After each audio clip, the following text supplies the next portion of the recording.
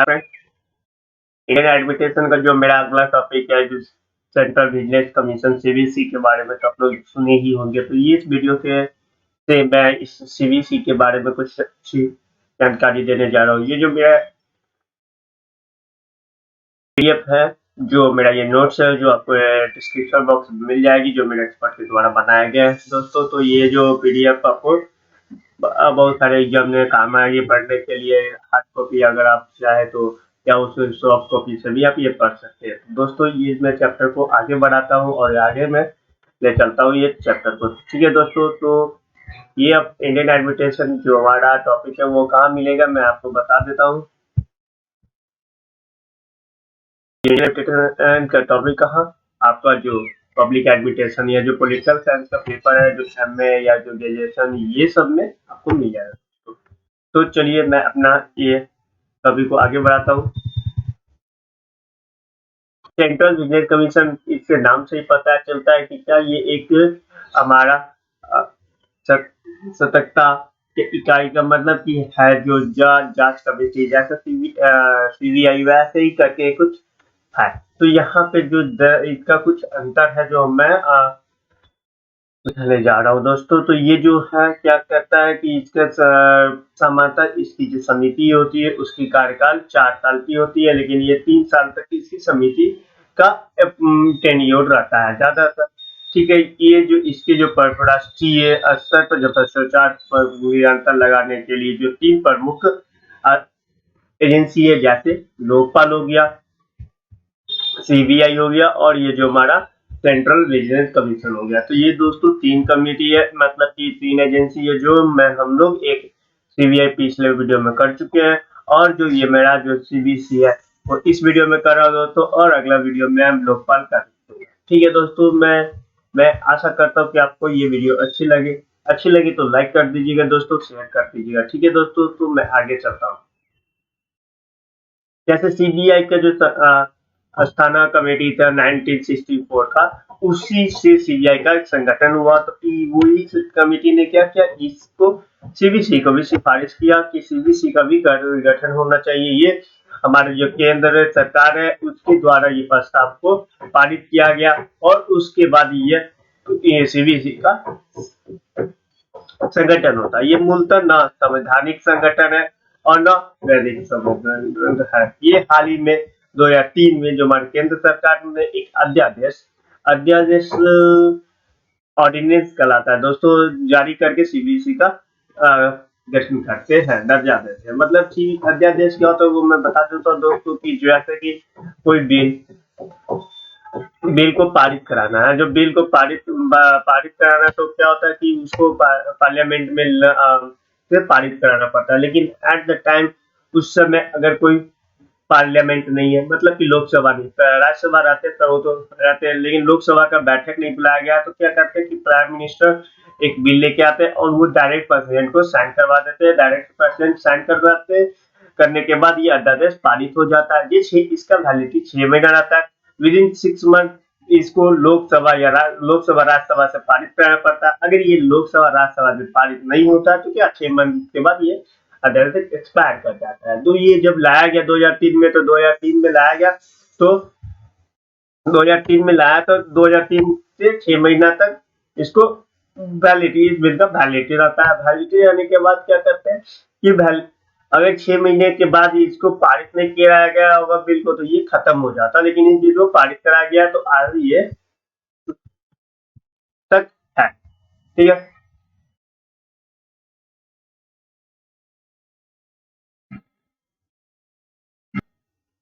ठीक है। इसके बाद ये जो हमारा सीबीसी है, इस सहायक करता है, मतलब कि हमारे केंद्र सरकार को मदद करता है क्या, जो हमारे भ्रष्टाचार के मामले है उसको रोकने के लिए। ये जो इसकी जो नियुक्ति होती है, जो सीबीसी के जो मेंबर की नियुक्ति होती है, उसको डायरेक्ट हमारे राष्ट्रपति नियुक्त करते हैं। और इसका जो राष्ट्रपति नियुक्त करते हैं किसके सिफारिश पे, एक संगठन मतलब की कमेटी बैठता है, जिसकी कमेटी का अध्यक्ष हमारे प्राइम मिनिस्टर होते हैं, और सदस्य हमारे जो गृह मंत्री होते हैं, और जो लोकसभा के जो भी अपोजिशन लीडर होते हैं, विरोधी दल के जो नेता होते हैं वो होते हैं।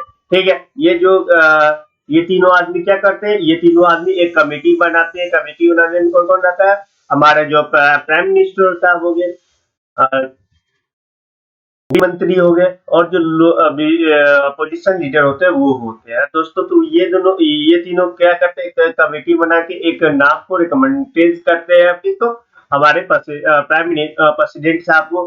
प्रेसिडेंट साहब उसकी नियुक्ति की जाती है, जबकि ये इसका कार्यकाल 4 साल होता है। 4 साल और 4 साल और या 65 वर्ष तक, 65 वर्ष मतलब कि 4 साल हो या 65 वर्ष तक वो आदमी का एज हो। उसके बाद अगर क्या होता है कि अगर कोई आदमी 60 साल पे होते हैं तो वो 4 साल के बाद वो रिटायर हो जाएंगे, उसका टेन्योर खत्म हो जाएगा। लेकिन क्या होता है, कोई आदमी 63 साल में होते हैं तो 63 साल से क्या होगा, 4 साल तो 66 हो जाता है। लेकिन क्या होता है, 63 से 3 ही साल वो काम करेंगे और वो 65 में रिटायर हो जाएंगे। ठीक है, लेकिन ये जो देखा जाता है कि ज्यादातर लोग क्या 3 साल का ही टेन्योर को पूरा करते हैं, उसके बाद वो छोड़ देते हैं। ठीक है, हम देखते हैं ये अगस्त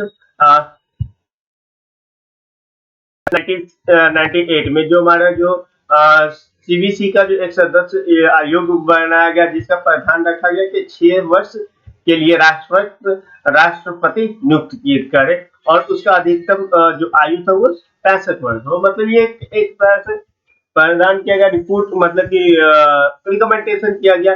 लेकिन ये रिकमेंडेशन नहीं माना गया, तभी आज ये क्या है, ये 4 साल और 65 वर्ष है। ठीक है, उसके बाद जो सीबीसी के नियुक्ति के लिए लोक सेवा आयोग के अध्यक्ष को हटाने और जो जिस ढंग से लोक सेवा आयोग यूपीएससी के जो अध्यक्ष हटते हैं, उसी ढंग से इसको भी हटाने की प्रावधान देखा गया, रखा जाने की रिकमेंडेशन करते हैं जो हमारे जो कमेटी के जो अध्यक्ष थे। क्यों, क्योंकि इस तरीके से अगर हटाया जाए तो वो सीबीसी और मजबूत होगा। उसका एक अच्छा यूपीएससी का जो चेयरमैन को हटाने का एक अच्छा सा प्रोसेस होता है, जो अच्छे टाइम लगती है, अच्छे तरीके से वो उसको हटाया जाता है। लेकिन जैसे सीबीआई हो गया या जो सीबीसी के जो चीफ होते हैं, उसको आसानी से प्राइम मिनिस्टर हटा देते हैं। देखें कैसे हटा दिया जाता है। ठीक है, उसके लिए उनका जो कमेटी था, वो कमेटी इसको सिफारिश करते हैं कि इस तरीके से हटा दिया जाए। फिर उसके बाद जो और जो सिफारिश करता है कि जब वो रिटायर हो जाते तो ना केंद्र और राज्य किसी भी सरकारी पद पर वो काम करेंगे। और उसके बाद जो सीबीसी में का जो जो निर्देशक का जो निर्देशक होते हैं, जो अध्यक्ष होते हैं, वो प्रमुख रूप से किसी भी सरकारी या प्राइवेट एजेंसी में काम नहीं करेंगे। मतलब रिटायरमेंट के बाद वो कोई काम नहीं करेंगे। क्यों, क्योंकि देखा गया कि अगर वो काम करते तो क्या क्या होता कि आज किसी को पर्सनल किसी को बेनिफिट पहुंचाते हैं, पेंशन बेनिफिट पहुंचाने के बाद क्या वो जब रिटायर कर जाते तो वो आदमी से फिर बाद में वो कुछ प्रेफरेंस ले सकते थे। इसीलिए क्या किया गया कि बताया हमारे जो एजेंसी कमेटी के जो अध्यक्ष है, उन्होंने रिकमेंडेशन किया कि वो रिटायर करने के बाद कोई काम ही नहीं करेंगे, पेंशन मिलेगा अपना, वो अपना 65 साल के बाद वो आराम से बैठ के खाएंगे। ठीक है, क्योंकि उनके पास अच्छा खासा पेंशन के रूप में मिलता है, अलाउंस मिलता है, जिनसे वो आगे चल के काम ना भी करे तभी भी चल जाता है। ठीक है, तो ये जो सीबीसी है, जो हमारा केंद्र सरकार में क्या होता है कि जो भ्रष्टाचार को प्रमुख को रोकने का काम करता है। उसके बाद ये जो मामला को ये कोई बहुत सारे मामले होते हैं जिसमें क्या करते हैं, ये केंद्र सरकार सलाह भी देती है। उसके बाद ये जो मामला को देखती है उसको रिपोर्ट क्या केंद्र सरकार को पहुंचाती है। फिर उसके बाद ये जो होते हैं, मतलब कि जो मेंबर होते हैं सीबीसी के, वो ईमानदार होते हैं और प्रशासनिक व्यवस्था से आए रहते हैं। ठीक है, उसको देखभाल करता है। अतः लोक सेवा आयोग की तरह ही उनकी भूमिका सलाहकार की जैसी होती है। लोक सेवा जो ज्यादातर सीबीसी के जो मेंबर होते हैं वो लोक सेवा आयोग से ही आए रहते हैं, मतलब आईएएस ऑफिसर लगभग होते हैं। ठीक है, उसके बाद ये जो अपने कार्य को क्या लोक सेवा आयोग के स्तर तक, मतलब कि स्तर तक इनका स्वतंत्र कार्य होता है। मतलब इनका जो कार्य होता है वो कोई मिनिस्ट्री या कोई मिनिस्टर उसको बीच में दखल अंदाजी नहीं कर सकता। जैसे लोक सेवा आयोग जो लोक सेवा आयोग की बात करिए, जैसे ऐसे सीबीआई को देखे थे, वहां पे क्या हुआ, वो एक इंडिपेंडेंट बॉडी हुआ, वो इंडिपेंडेंट बॉडी हुआ, लोग स्वतंत्र हुआ। तो वहां पे कोई उसको हस्तक्षेप नहीं करता था, कोई उसको रोकने वाला नहीं था। तो इसी वजह से क्या होता है, सीबीसी को भी कोई रोकने वाला नहीं है। ये कोई मिनिस्टर या कोई मिनिस्टर मंत्रालय के दबाव में नहीं आता, वो अपने काम करते जाता है, क्योंकि ये डायरेक्ट हमारा जैसे सीबीआई का क्या पीएमओ के अंडर में काम करता था वो, वैसे ये भी अपना पीएमओ का अंडर में काम करता है। ठीक है, ये अपने गतिविधि को जो वार्षिक रिपोर्ट है जो मंत्रालय को देती है, मंत्रालय को देती है, उसके बाद मंत्रालय क्या करता है, वो संसद को वो अपना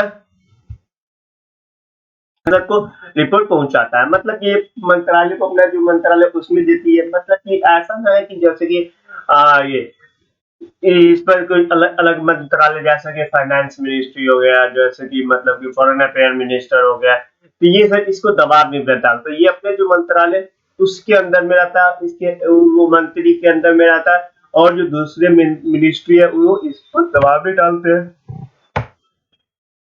दबाव नहीं डालते। उसके बाद ये अपना फाइनेंशियल रिपोर्ट क्या, मतलब कि वार्षिक रिपोर्ट क्या करते हैं कि ये अपने मंत्रालय को देते हैं। उसके बाद वो मंत्रालय क्या करते हैं, दोनों सदन में रिपोर्ट पहुंचाते हैं कि ये एक साल में ये काम ये लोग किए हैं। ठीक है, उसके बाद सरकार के मतलब कि अधिकारी के सीमा में ये काम करते हैं, मतलब कि पूरे ऑल ओवर इंडिया में ये काम करते हैं। अब हम प्रमुख बिंदु देख लेते हैं, मतलब कि इसके प्रमुख बिंदु क्या क्या है। जैसे कि दिशा निर्देश हो गया, कि मतलब ये दिशा निर्देश किस किस दिशा में ये काम करते हैं। जैसे कि ये निचले स्तर के अधिकारी समिति जो सतर्कता के इकाई का जो कर्मचारी जो कार्यकाल है, एक मतलब कि जो 3 वर्ष तक समिति का होना चाहिए। मतलब कि निचले स्तर का जो भी अधिकारी हुआ, निचले स्तर का अधिकारी हुआ, और उसके जो सीबीसी के जो कर्मचारी हुए, उसका कम से कम मतलब स्थान रूप से 3 वर्ष होना चाहिए। मतलब कि इसकी जो समिति है वो 3 वर्ष कंफर्म होती है कि होना चाहिए। तो हम पहले ही बताया कि इसका टेन्योर कितना है, 4 साल होता है, लेकिन 3 वर्ष तक कम से कम होना चाहिए। अब देखिए 3 वर्ष क्यों होता है, 4 साल है लेकिन 3 वर्ष क्यों होता है, इसका भी कारण है जो हम लोग देख लेते। क्या कहते हैं कि जैसे कि 3 वर्ष तक होता है वहां पे, तो ठीक है। उसके बाद क्या होता है, जब ज्यादा देर वहां पे कोई ऑफिसर कोई कर्मचारी रहते हैं, तो उनको क्या पर्सनल बेनिफिट के लिए यूज करने लगते हैं, क्या कि वो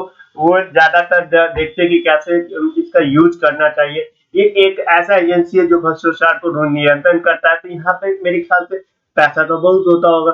जो ऑफिसर लोग हैं उनके पास अगर पावर हो गया, तो वो कोई भी केस को क्या अच्छा से डील करेंगे, और पैसा मतलब कि वो खुद करप्शन कर सकते हैं। इसीलिए क्या किया जाता है, ऐसे एजेंसी को ज्यादा टाइम ही नहीं दिया जाता, ज्यादा टाइम नहीं दिया जाता, उसको समझने का टाइम नहीं दिया जाता कि करप्शन कैसे करे, कहाँ से करे। इसके अंतर्गत ही क्या होता है, जब तक समझे जब तक उसको ट्रांसफर कर दिया जाता है या रिटायर कर दिया जाता है। तो इसीलिए क्या करता है, ये जो एजेंसी सब है उनको ज्यादा दिन काम नहीं करने देता है। मतलब कि एजेंसी में ज्यादा जो ऑफिसर लोग होते हैं उनको ज्यादा दिन काम नहीं करने देते, उनको रिटायरमेंट दे दिया जाता है। अन्य जो पोस्टेड है उसके साथ कार्यकाल को 3 वर्ष बढ़ा दिया जाता है। अगर क्या करता है, वो निचले स्तर के पोस्टिंग है, पोस्ट है, तो उसमें क्या करता है, उसमें 3 वर्ष और बढ़ा दिया जाता है। अगर वो अच्छा से काम करे तो बढ़ा दिया जाता है। ठीक है, जो जिन कर्मचारी के द्वारा एक स्थान पर ये जो सीबीसी में 5 वर्ष पूरा हो जाता है, उसको हमेशा के लिए वहां से क्या करता है कि उसको हटा दिया जाता है। मतलब कि क्या हुआ, कोई कर्मचारी 3 वर्ष काम किया तो वो अच्छा से काम किया, कोई कर्मचारी निचले वर्ष स्तर पर जो कर्मचारी काम करता है, वो कर्मचारी काम किया 3 वर्ष, उसके बाद वो अच्छा परफॉर्मेंस आया तो उसको 3 वर्ष और रिकमेंडेशन किया जाता है। लेकिन क्या होता है, 5 वर्ष के बाद उसको हटा ही दिया जाता है। मतलब कि 5 वर्ष मैक्सिमम हुआ, मैक्सिमम 5 वर्ष में उसको वहां से ट्रांसफर कर दिया जाता है। वो डिपार्टमेंट से हटा के कोई दूसरे जगह ट्रांसफर कर दिया जाता है। ठीक है,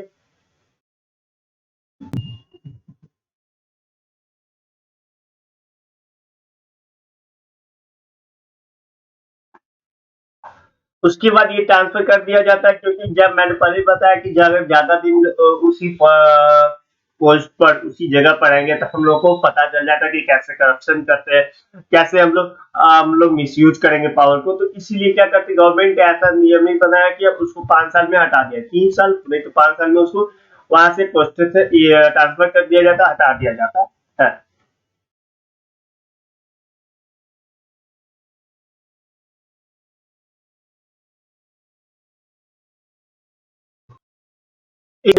वो व्यक्ति को जिसको हटा दिया जाएगा उसको पूर्ण रूप से अगर लाने की जरूरत पड़ती है, मतलब कि तो उसको बाद में, मतलब कि कोई अगर अच्छा ऑफिसर पहले 3 साल काम किया, फिर 3 साल का एक्सटेंशन दिया तो 5 6 साल हुआ, लेकिन 5 साल तक ही उसको हटा दिया जाता, ट्रांसफर कर दिया जाता। फिर क्या होता, उसको ट्रांसफर कर दिया जाएगा, मानिए कि वो सीबीआई डिपार्टमेंट में चला गया वो ऑफिसर, लेकिन क्या होता फिर वो अच्छा काम करता है, उसका रिकॉर्ड अच्छा है, तो क्या करते हैं कि लोग, मतलब कि उसके जो ऑफिसर होते हैं, हायर ऑफिसर होते हैं, वो क्या करते हैं उसको पूर्ण रूप से लाते हैं, तब जब उसकी जरूरत पड़ती है, जब पूर्ण रूप से वो उसको लाते हैं, तब क्या होता है एक टाइम पीरियड होना है, इसके बीच में एक टाइम पीरियड होना है 5 साल, और 2 3 साल के बाद फिर उसको लाया क्वेश्चन करेगा, तो फिर वो 3 साल के लिए वो आएगा यहाँ पे काम करने के लिए। लेकिन एक क्या होता है, एक बीच में टाइम पीरियड होता है, जो पहले पोस्टिंग हुआ, उसके बाद फिर दूसरी पोस्टिंग हुआ, उसके बीच में एक टाइम पीरियड क्या होता है जिसके कारण वो अपना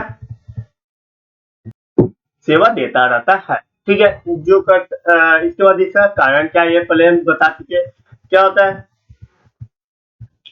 ये संदेशशील, मतलब कि ये बहुत एक हाईली प्रोफाइल एजेंसी है, जहाँ पे क्या करते हैं कि लंबे समय तक काम करेगा लोग, तो क्या अधिकारी को पर अपने प्रति क्या विकास होने लगेगा, या साथ ये इमोशनल फीलिंग होगी, वो अटैच होने लगे वो पोस्ट से, जिसके कारण क्या करता है वो, अगर कोई आरोप शिकायत आता भी है तो वो अपना इमोशनल में काम करने लगेगा, या अपना बेनिफिट के लिए काम करने लगेगा। इससे क्या होता है, इससे जो ट्रांसपेरेंसी है, अकाउंटेबिलिटी है, न्यूट्रलिटी है, ये सब जो पारदर्शिता हो गया, निष्पक्षता हो गया, एकरूपता हो गया, ये सब क्या होता है, ये सब हैम्पर होने लगेगा, धीरे धीरे खराब होने लगेगा वो आदमी का। इसीलिए क्या करता है कि वो आराम से हटा दे, ट्रांसफर कर देता है, जिससे वो बचा रहे। ठीक है, तो अब ये देखते हैं सीबीसी का जो आयोग के बारे में हम देख लेते हैं। जो सीबीसी आयोग जो स्थानीय रूप से क्या हमारा एक जांच एजेंसी है, जिसका कार्यकारी जो प्रधानता के नियंत्रण रखते हैं, पर मतलब कि करप्शन से मुक्त बनाने का ये इनका प्रधानता है, और इनका निगरानी करते हैं, इसलिए वो पूरा निगरानी करते रहते हैं कि कौन आदमी करप्शन करता है, कौन नहीं कर रहा है। उसके बाद ये जो हमारा केंद्रीय ये सरकारी संगठन जो भिन्न भिन्न पदाधिकारी ऑफिसर होते हैं, उनको भी ये अपना देखते रहते हैं, मतलब जो जो इम्पोर्टेंट ऑफिसर है, भिन्न डिपार्टमेंट के जो इम्पोर्टेंट ऑफिसर है, उसको भी ये देखते रहते हैं, मतलब एजेंसी आराम से देखते रहते हैं, वॉच करते रहते हैं कि कैसे वो आदमी कर रहा है, कहीं वो करप्शन नहीं कर रहा है क्या, वो जो योजना बना रहा है, तो कोई योजना वो ऑफिसर बना रहा है, दूसरे डिपार्टमेंट का ऑफिसर जो बना रहा है, वो किसी विशेष व्यक्ति को क्या प्रॉफिट नहीं पहुंचा रहा है, या इसीलिए वो धीरे धीरे देखते रहते हैं, सबको वो वॉच करते रहते हैं कि कोई आदमी क्या विशेष रूप से किसी को प्रॉफिट नहीं पहुंचा रहा है, इसलिए वो वॉच करते थे, ये इनका काम है। ठीक है, अब इसका तो हम हिस्टोरिकल बैकग्राउंड देख लेते हैं, एक हिस्टोरिकल बैकग्राउंड हम देख लेते हैं। हिस्टोरिकल बैकग्राउंड देख लेते हैं, तो ये क्या 1964 में, हमारा पहले बता दिया, 1964 में जो हमारा भ्रष्टाचार के लिए जो कमेटी बना था, सीबीसी का जो रिकमेंडेशन था कि एक सीबीआई और वैसे ही सीबीसी हमारे लिए, भारत के लिए बने। ठीक है, जो क्या हम क्या करें, भ्रष्टाचार को रोके, फिर उसकी इसीलिए इन्होंने क्या किया, एक सारा कमेटी क्या बनाई, committee on prevention of corruption, जो ये कमिटी थी, committee on prevention of corruption, ये कमेटी का सिफारिश पर सीबीसी की संगठन की जाती है। उसके बाद 2003 में क्या होता है, ये जो सीबीसी का ये जो एक्ट होता है, एक्ट लाया जाता है, जिस पर उनको क्या संवैधानिक मान्यता देने की पुष्टि कर दी जाती है, मतलब इसको संवैधानिक मान्यता दी जाती है, संवैधानिक दर्जा दे दिया जाता है। ठीक है, क्योंकि ये एक स्वतंत्र कार्य करे, और ये एक केवल संसद के ही जिम्मेदार, मतलब संसद के लिए ही जिम्मेदार हो, मतलब कि इस पर कोई डायरेक्ट किसी भी मिनिस्ट्री को, मैंने पहले ही बता दिया था कि जैसे कि फाइनेंस मिनिस्ट्री हो गया, या जो मतलब ये फॉरेन मिनिस्ट्री हो गया, या कोई भी मिनिस्ट्री हो गया, अर्थ साइंस मिनिस्ट्री हो गया, ये सब मिनिस्ट्री को वो जवाबदेही नहीं करते, वो डायरेक्ट क्या संसद को जवाब देते हैं, और इसीलिए वो संसद के प्रति जिम्मेदार होते हैं।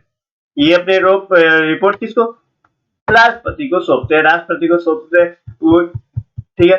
ये अपना रिपोर्ट, जैसे कि कोई केस आया, वो केस है, आप वो केस को सॉल्व कर दिए तो वो रिपोर्ट राष्ट्रपति को सौंपेंगे। और एक बार बताया था कि जो वार्षिक रिपोर्ट होता है वो अपने मिनिस्ट्री को सौंपेंगे। मिनिस्ट्री क्या करेंगे, उसको वो संसद में रिपोर्ट को पेश करेंगे कि आज एक साल में ये काम ये सीबीसी किए हैं, ये बताते हैं। इसके बाद इनका कार्य क्या होता है, ये जैसे दिल्ली स्पेशल पुलिस एस्टैब्लिश जो सीबीआई था, उसी के एक्ट के तहत इनको भी सीबीसी को रखा गया, जो नियंत्रण करते, निगरानी करते हैं। और ये भ्रष्टाचार निवारण अधिनियम 1988 के तहत इनको अपराध को जांच करने का पद मिल जाता है। मतलब कि भ्रष्टाचार निवारण अधिनियम 1988 के तहत वो किसी भी केस को, मतलब कि वो उनको केस वो मिलता है तो किसी भी केस, उस केस के अंतर्गत किसी भी आदमी से वो जांच कर सकता है। सीबीसी हमको पहले ही बताया कि के भ्रष्टाचार के या मतलब कि कार्य अपने जो पावर को क्या कोई मिसयूज करता है उसके संबंध में क्या उसको जानकारी होना चाहिए कि कोई भी आदमी अपना जो ये पावर है उसको मिसयूज कर रहा है तो उस पर वो डायरेक्ट एक्शन लेते हैं, ठीक है। जो निम्नलिखित शिकायत में जैसे कि कोई आदमी शिकायत दिएगा कि वो आदमी क्या कर रहा है, वो ऑफिसर हमसे करप्शन का घूस मांग रहा है, 1 करोड़ रुपया घूस मांग रहा है। कोई आदमी बोलेगा कि कोई एक नियम मेरे ये काम करने के लिए, ये टेंडर के लिए 1 करोड़ का घूस मांग रहा है, ऐसा कोई शिकायत करता है तो सीबीसी उसका मामला दर्ज करता है और उसके बाद उस पर कार्रवाई करता है। ये जो मतलब पहले बताया कि केंद्र सरकार, लोकपाल और जो विजल ब्लोअर है एक्ट लॉ है उसके तहत ये अपना काम पूरा करता है, ये सब से मदद लेता है, जैसे केंद्र सरकार से, लोकपाल से, और जो सूचना पर आपदा, ये जो विजल ब्लोअर हो गया, इस सब से वो अपना काम में हेल्प लेता है और उसके बाद वो अपना शिकायत लेगा और उसके बाद हेल्प करके आगे काम कार्रवाई करेगा।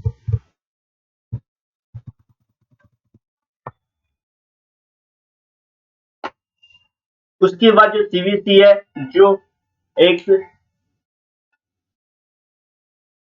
एजेंसी है, जैसे कि एसबीआई था, वो एक कैंडिडेट संगठन के जो चीफ विजिलेंस ऑफिसर होते हैं जो पर निर्भर करता है। यहाँ पे चीफ विजिलेंस ऑफिसर होते हैं, सबका हेड होता है चीफ विजिलेंस कमीशन। वो दिल्ली पुलिस दिल्ली पुलिस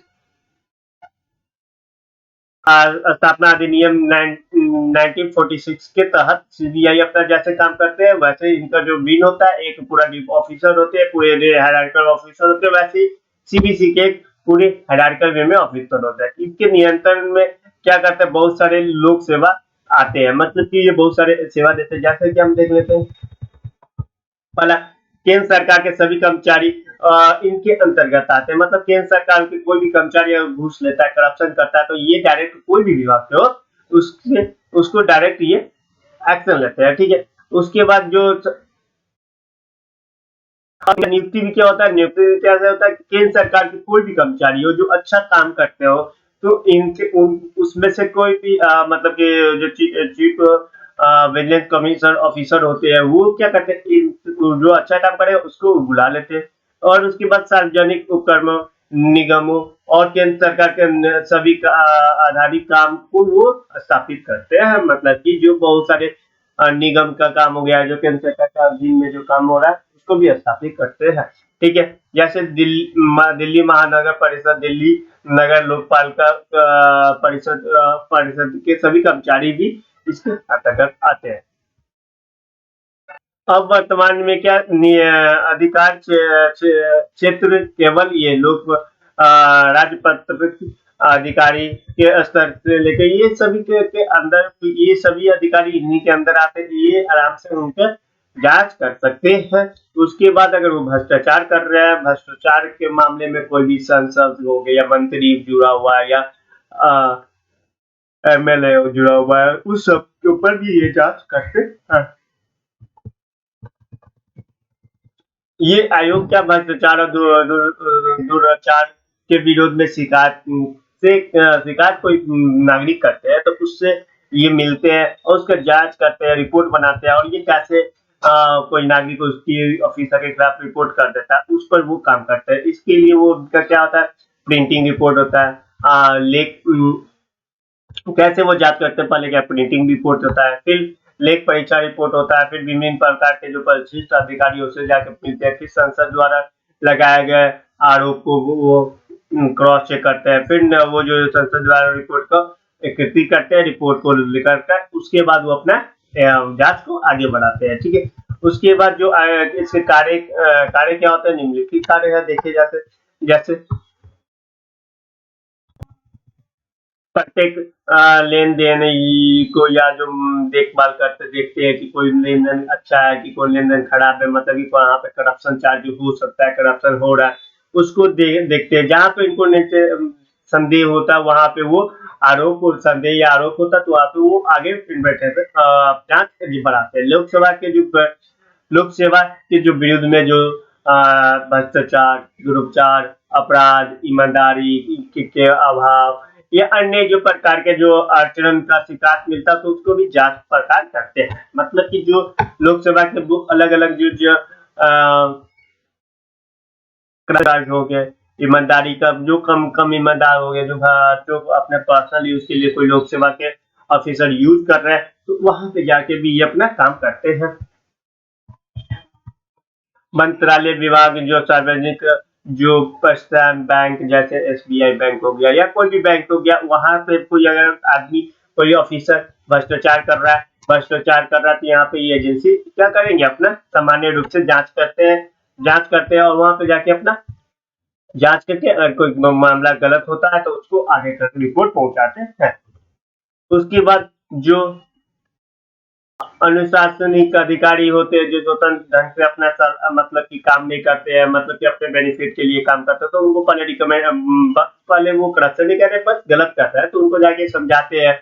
उसके बाद अगर वो भी सभी भी नहीं समझते, वो कानूनी रूप से काम नहीं कर रहा है वो ऑफिसर, तो उनको समझाने के बाद फिर क्या करता है, उन पर एक्शन लिया जाता है। फिर भ्रष्टाचार के क्षेत्र में जो प्रशासन में कोई कमी आ जाती है, प्रशासन में ईमानदारी में कमी आ जाती है या जो अपने बेनिफिट के लिए काम कर रहा है तो उन लोगों को पहले नोटिस भेजा जाता है। अगर वो क्या करते हैं कि तभी भी नहीं रुकते हैं और वो करप्शन कर लेते हैं, पहले वो सोच रहा है कि वो ऑफिसर सोच रहा है कि मैं करप्शन करने के लिए अगर वो पता चलता है सीबीसी को तो पहले वो नोटिस भेजते हैं, उनको समझाते हैं, अगर फिर भी वो नहीं रुकते तो उनको खिलाफ कार्रवाई किया जाता है। उसके बाद आगे के जो शिकायत के अधीन जो शिकायत मिलता है उसी शिकायत के अधीन को रिपोर्ट बना के वो आगे चलते हैं।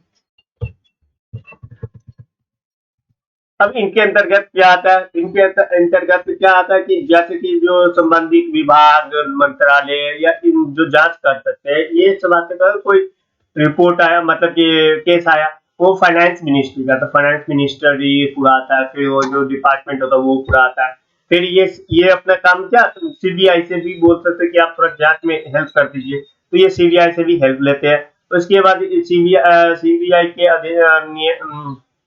के मामले दर्ज करने पर ये इनको जांच करने की आदेश मिल जाती है। सीबीआई की हेल्प लेते हैं और मतलब कि दोनों एजेंसी क्या एक दूसरे को हेल्प लेते हैं और जिसके बाद वो आराम से काम करते हैं।